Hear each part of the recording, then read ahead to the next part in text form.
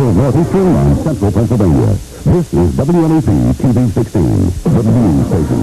Now, Nolan Johannes, Karen Harch, Jack Ruland in SciCam 16, meteorologist Tom Clark with his backyard forecast, and Tim Carlson Sports. This is Newswatch 16. 2 weeks after the nuclear disaster in the Soviet Union, radiation is still being detected here in Pennsylvania. But experts say the levels are so low they pose absolutely no danger. Newswatch 16's Valerie Devine went back to Bloomsburg today, where a professor is picking up radioactivity on his monitors. After 5 years of monitoring radiation at Bloomsburg University, Dr. David Saperdak is seeing something he's never seen before.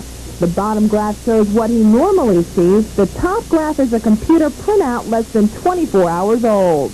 This very sharp line that you see right here is the line that represents radiation from a radioactive isotope iodine-131, which there's been a lot of talk about. There's a line here that represents cesium-137, and that one's been talked about. Since the radioactive particles Dr. Saperdak picked up weren't detectable before the Chernobyl nuclear accident, he feels it is radioactive fallout from the Soviet Union. The results he has come from air samples taken from the roof of the Science Center at the university. Should we be worried about the results? Dr. Saperdak says no. As a matter of fact, the other instrument that I have that is monitoring radiation constantly shows no discernible, no detectable increase in background radiation. In other words, people are not receiving any higher dose of radiation. Dr. Saperdak will be collecting another air sample from this filtering system over the next couple of days. He will analyze the results this coming weekend to see if there are any more radioactive particles drifting in from the Soviet Union. Valerie Devine, Newswatch 16 at Bloomsburg University.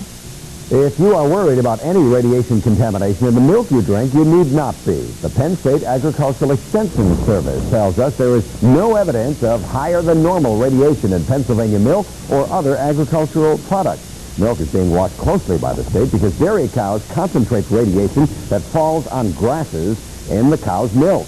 So far, no indication that fallout from the Soviet nuclear accident has affected Pennsylvania farm products. Farmers here in northeastern and central Pennsylvania have a real concern these days with Mother Nature. They say the sunny, dry weather lately is causing a drought on the fields. Newswatch 16's Dan Fiorucci went to a farm in Northumberland County today where they're hoping for rain. You don't have to look hard to see the evidence of drought here. It hasn't rained in Snyder, Northumberland, or Union counties in nearly a month. What may happen to your fall harvest if this continues another couple of weeks? Oh, knock the yield back if they don't produce what they should be. Farmers say that if the situation continues for another week or two, they'll be in serious trouble. When you look out over the field, you can see the pea stems not very even because of the dry weather. The situation is particularly serious because crops are most susceptible to damage at the early stages of development. Corn that's in the ground right now will not germinate, is not coming through in some cases. Bill Conrad of the Lewisburg Agricultural Extension Office says the drought is threatening to become severe in this part of the state. We've got another 1 or 2 weeks here that we can get by and manage. At that point, probably after a 2-week period, we'll probably be in dire straits. And so farmers in this area are keeping their fingers crossed, hoping there's a dark cloud somewhere in that silver lining. Dan Fiorucci, Newswatch 16, Northumberland County.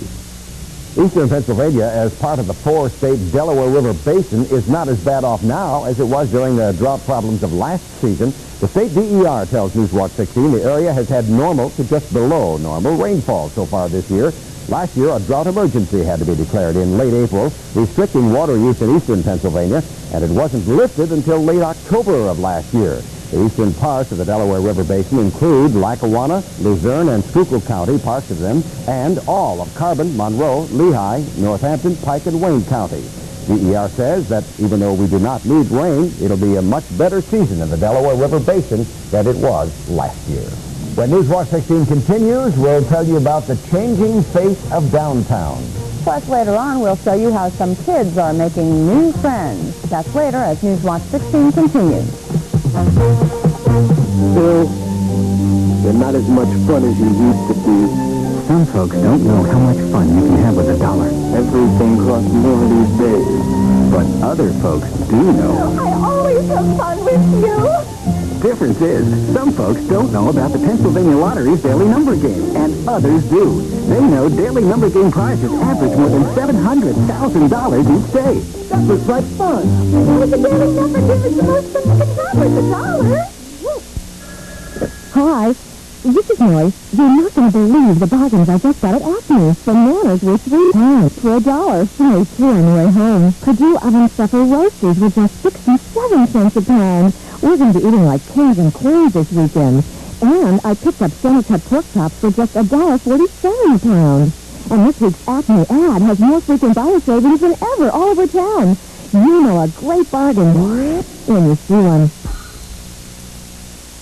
The city of Scranton and many other communities in the area are rich in architecture, old buildings restored as a way of preserving the past. All this week we're encouraged to take notice of that, since this is National Preservation Week. Newswatch 16's Mark Anick is live at one of Scranton's landmarks. Mark? Well, Karen, it's the Masonic Temple building here on North Washington Avenue in downtown Scranton. Right now, a tour group is taking a look around the inside. They're finding out why they don't build them like this anymore. Leading that tour is Ed Fry. Ed is the general manager here at the Masonic Temple. It's unusual to find a building of this magnitude in a community the size of Scranton. To prove it, Ed gave us a tour of our own, starting in the library, where the walls are paneled in black walnut. You can't get black walnut anymore, but you could back in 1930. That's when the temple was designed and built by the same man who designed the Rockefeller Center and Chrysler buildings in New York City. There are 2 theaters here, 2 ballrooms, 8 bowling alleys, and one of the largest pipe organs in the country. The architecture varies from floor to floor. Each one subtly different from the other. The ceiling designs are different, the stenciling is different on the walls. Those smaller details make this building special. This ceiling is hand-carved plaster. This one is plaster too, but the painter painted it to look like wood. This rug is all wool. Today, it would cost $800 a square yard. And that's why they don't build them like this anymore. Back in 1930, it cost $3 million to build this building. Today, if you started over, it would cost you up to $100 million. Ed Fry says that's why we have Preservation Week, to remind us that if you can't build them like this anymore, you ought to preserve what we have. Mark Anick, Newswatch 16, Scranton. Thank you, Mark. Another Scranton building is in the news tonight. Some say it's a local landmark. Others call it an eyesore. Either way, the Center Theater in Scranton is coming down. Demolition crews started today on the job of tearing down the old building on Lackawanna Avenue. First Eastern Bank will use the land for a drive-in bank and a parking lot. Today, the marquee was removed, and the rest of the old Center Theater will be gone within a week. Our meteorologist Tom Clark is enjoying a ride in Skycam tonight. What do you see up there, Tom? Well, that's the clouds and about the green trees down below. We are here above Lackawanna County at the moment. And when we come back, I'll have some rain in that forecast. But now you're watching Newswatch 16 on WNEP. And we're proud to serve Albany and all of Lackawanna County. They're coming. Mazda B2000s are coming by the truckload for your Mazda dealer's truckload of value, where you'll find the SE5 Plus 5. Its $67.95 sticker now includes $625 worth of extras at no extra charge from Mazda. You've got a bed liner, mudguard, sliding rear window, floor mat, and AM/FM stereo. But hurry, Mazda's truckload of values in soon. Get a great deal at your local Mazda dealer today.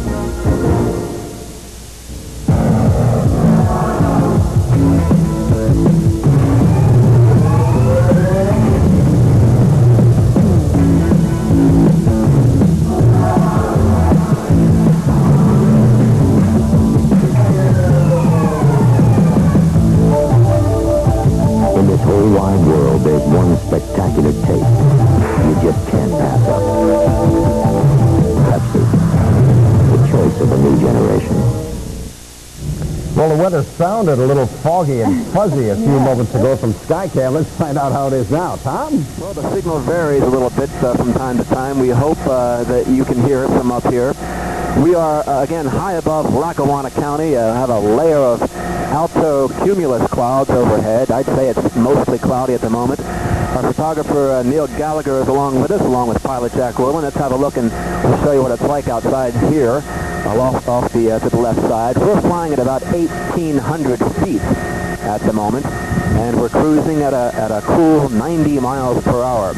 The temperature outside at this altitude is at 66 degrees. Now let me now show you what it's like down on the ground. 70 in the backyard. Humidity is 36%. The wind is from the southeast at 8, and the barometer is holding steady at 30.04. We had a high temperature today, a delightful 73 before the clouds moved in, 44 this morning, 87 the record high, and it was a beautiful day at 81 a year ago today.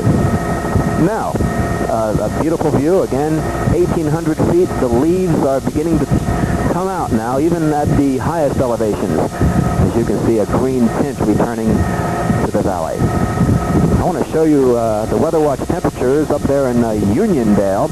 Joe Garwood, that's Henry Verbois, checks in with 69 degrees. John Watts from Benton, Columbia County, says it's 73 there. And Joe Garwood in Fleetwood, Berks County, checks in with 70.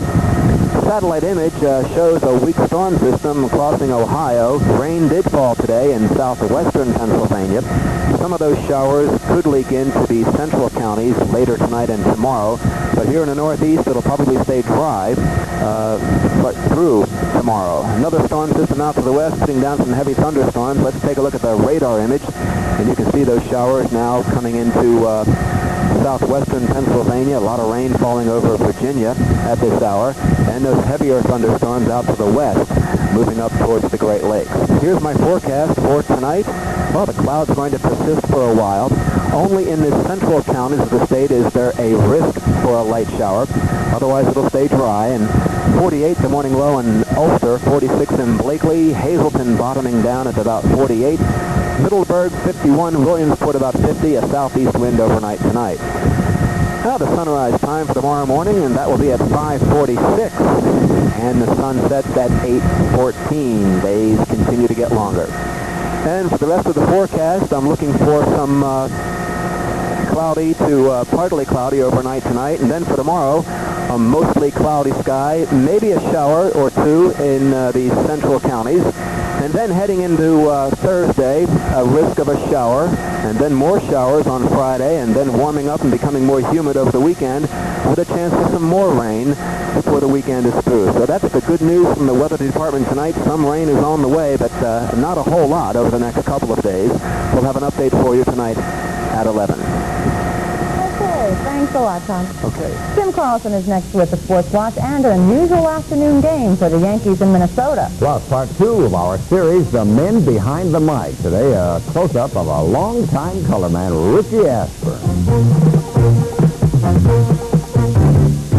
We're killing it. There's so much to do. What a meal, what a deal. It's all waiting for you. Discover Bonanza's Chicken Monterey dinner. Start with all you can eat from our fantastic food bar. Your choice of potato and a charbroiled breast of chicken, marinated in our special sauce. It's a mealtime bonanza. Discover the taste. Discover the price. Discover Bonanza. 3 of the latest foreign cars. First, Sprint. Sprint has the best mileage of any car in the U.S. Sprint EPAs at 60 miles per gallon highway, 55 cities. Second, Spectrum. Spectrum has more room than a Rolls-Royce Corniche and the best sedan mileage you can get. Third, Nova combines the best ideas of GM and Toyota to create the best subcompact ever. But where do you go to test drive these new imports? The answer is your Northeast Pennsylvania Chevy dealer. You're not surprised? A real fun series we're running in the Sports Watch. You really enjoy it? Yeah. Well, we have a long way to go yet. For the next few weeks, as a matter of fact, we're featuring a close-up look at the folks who bring you the play-by-play and color commentary on the Phillies, Yanks, and Mets broadcast. Yesterday, John Evans took us into the booth to meet the Phils' Harry Callis. Today, we'll meet a man whose middle name is Philly, Richie Ashburn. Every broadcast team, no matter if it's football, baseball, or basketball, needs that one guy in the booth with experience, the guy that's actually been on the field and played the game. For the Phillies, for the past 24 years, that guy has been Richie Ashburn. Richie Ashburn played 15 years with the Phillies, won 2 batting titles, and still holds 3 Phillies records. He entered the broadcast booth in 1963, and he's been a fixture there ever since. See, I faced a pretty good country player in high school. Rex Barney, too. If it's Mike Schmidt up to bat or if it's Gary Maddox in the field, I just put myself in that role and try to impart to the people listening what they're trying to do down there. Ashburn usually handles the color for Phillies broadcast, but for a couple of innings a game, he switches roles and becomes a play-by-play man. He knows it pretty hard. Here's a pop-up and playable foul territory by first base. Colorado back and makes the catch, and the Phillies go down in order. I'd be a liar if I said I didn't hope the Phillies won, because our job is a lot easier and it's a lot more pleasant when they win. But I still like baseball, and if the other team or a guy on the other team makes a great play, gets that period, it's still very exciting to me.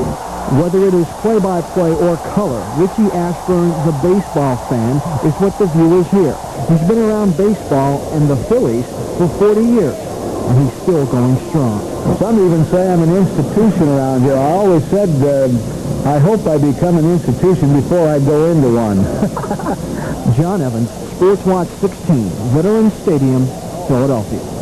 I'd say he's great. Tomorrow at 6, John talks with the Phillies' Chris Wheeler. The Yankee announcers were working an unusual afternoon game in Minnesota today, and just like last night, they had to hold their breath for a Yankee win. They pick it up in the early lead for Ron Washington and the Minnesota Twins. The homer off Tommy John in the third and made it 1-0. Don Mattingly tied it up, his third homer of the year in the fourth with nobody on, and that made it 1-1. The Yanks take the lead in the sixth. Dave Winfield cranks one up here, his third of the year with nobody on, and that's 2-1 Yankees. Then, in the seventh, the Yanks added 2 more, and again the long ball. This time, little Ricky Henderson with the shot, a 2-run homer to make it 4-1. After the Twins tied it in the seventh, the Yanks take the lead back. Ken Griffey with the RBI double all the way to the wall in the eighth inning to make it 5-4. The Yanks held off the Twins in the ninth inning to win it 6-4. Nothing unusual about afternoon baseball at Wrigley Field in Chicago. The Cubs and Giants, and believe it or not, just one homer in this one. That's Chili Davis with a solo shot in the second to make it 1-0 right now. 3-0 Giants in the sixth as we check the scoreboard. Yanks 6, Minnesota 4 in the National. After 6, San Francisco 3, Chicago 0, and Montreal beat Cincinnati 4-2. Good news for the world tennis players going to Wimbledon next month. John McEnroe will not be there. His dad says the tennis superstar still has personal matters to attend to. Big Mac hasn't played in a tour event since January when he started his self-imposed exile. I'd say that's just about makes Yvonne Lendl a lot for the men's singles title. Baseball and basketball highlights on the update tonight. What about Yannick Noah? Isn't No. It'll be Lendl. Okay, we'll see. Easy winner. Thanks, Tim. Thanks, Tim. When Newswatch 16 continues, we'll tell you how reading can be fun. That's the theme of a successful program, and we'll drop in on the students next. Hey, you use Top Job. Sure, for my tough clean. Right. The range. It gets splattered with greasy dirt. But greasy dirt gets on walls. Sure. Cabinets. Of course. Appliances. Hey. Practically all over. I bet. Even No wax floors. Right. On the toughest baked on greasy dirt, Top Job out-cleaned ammonia and leading lemon cleaners. Since Top Job cleans so much, so well, I'd call it Top Jobs. Hey, easy cook. Your Quality Plus Ford presents the Performance Plus Sweepstakes. We're dealing on the best-built American cars with no price increase. Cars like Ford Tempo. This special edition Tempo LX comes equipped with free automatic transmission. Every Tempo has low 7.9 annual percentage rate financing. And you get a 3-year unlimited mileage powertrain warranty. Plus, you can enter to win this new Escort EXP. Just drive Tempo today and be sure to enter the EXP Sweepstakes. Only at your participating Quality Plus Ford dealer. Finally tonight, a nationally known author was in Luzerne County today with the message that reading can be fun for everyone. Newswatch 16's Marie Sork reports from Pittston. The visitor encouraged the kids to read out loud, an idea Pittston is taking seriously. Best-selling author. He sat in on this reading class here at Pittston Area Elementary because he promotes what is happening here, reading out loud. Like them in a house, would be like them with the mouth. Reading aloud on a daily basis to children improves their reading, writing, speaking, listening, imagining, and best of all, their attitudes about books and reading. Jim Trelease is the author of this book, the Read Aloud Handbook. And in this book, he talks about Pittston Area's PAC Reader program. PAC stands for Pittston Area Capable of Reading. Justin Skibitsky is a 5th grader and a PAC reader. He and other 5th graders read every morning to a 1st or 2nd grade class.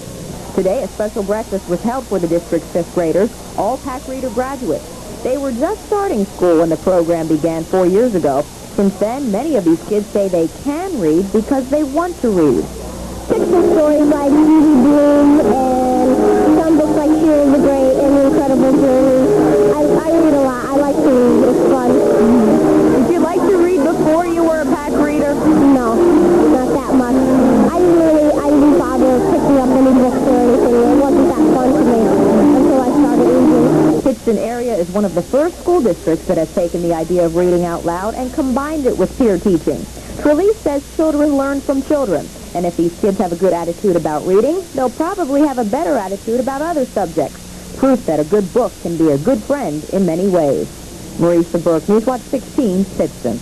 And that is Newswatch 16 for Tuesday. Also on the update, we'll tell you what not to do to avoid a pain in the back. For the team, thanks for being here. Enjoy your evening.